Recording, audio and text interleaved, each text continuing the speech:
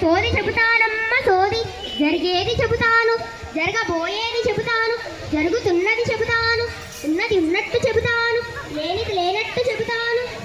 ఓ సోదమ్మ, ఇలా రా అమ్మ, కూర్చో అమ్మ.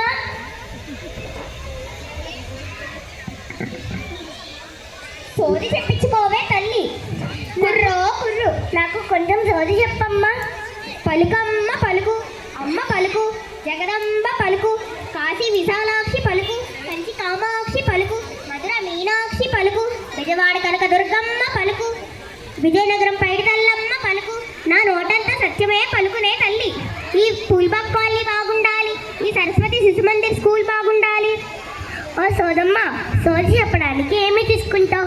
ఎంత కట్నం తీసుకుంటావు సోదమ్మ? సోది చెప్పినందుకు కట్నం ఏమి తీసుకోలే తల్లి. కొన్ని శతక పుస్తకాలుంటే ఈ బుట్టలో వెయ్యవే తల్లి. అదేంటి సోదమ్మ, అందరూ సోది చెప్పితే చిల్లర పైసలు బియ్యం ఇవ్వమంటారు, కానీ నీవేంటి శతక పుస్తకాలు ఇవ్వమంటున్నావు? నీవు శతకలు చదువుతావా ఏంటి? నేను ఆ సరస్వతి మాత ముద్దు బిడ్డనే తల్లి. మన మాతృభాష తెలుగు భాషనే తల్లి. మన భాష ఎంతో విలువైన సంపదే తల్లి. మన భాషను మనం నిలుపుకోవాలే తల్లి.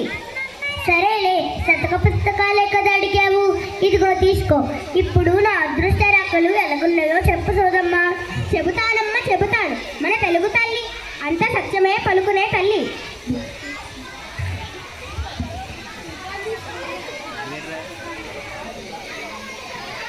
ఇదిగో శతక పుస్తకాలు. ఇదిగో తల్లి, మన తెలుగు భాష వినసంపైన భాషనే తల్లి. మనసుకు నచ్చిన అంశాలన్నీ మన తెలుగు భాషలోనే ఉన్నాయే తల్లి.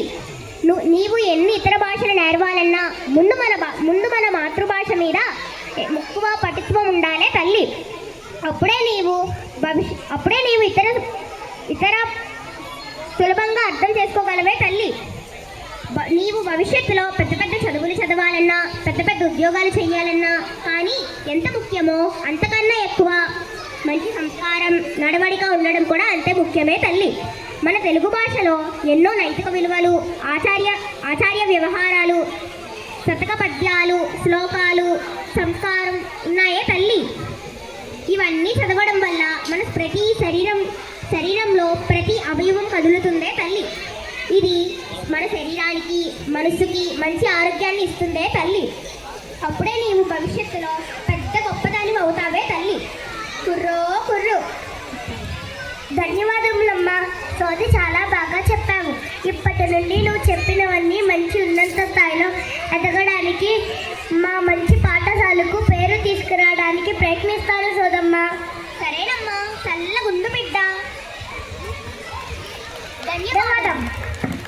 ఆ సోది చెప్పే అమ్మాయి మొన్నటి వరకు వేరే అమ్మాయి ఉండేదండి, జాను అనే అమ్మాయి. అనుకోకుండా టైఫాయిడ్ వల్ల ప్రజెంట్ హాస్పిటల్ అడ్మిట్ అయింది.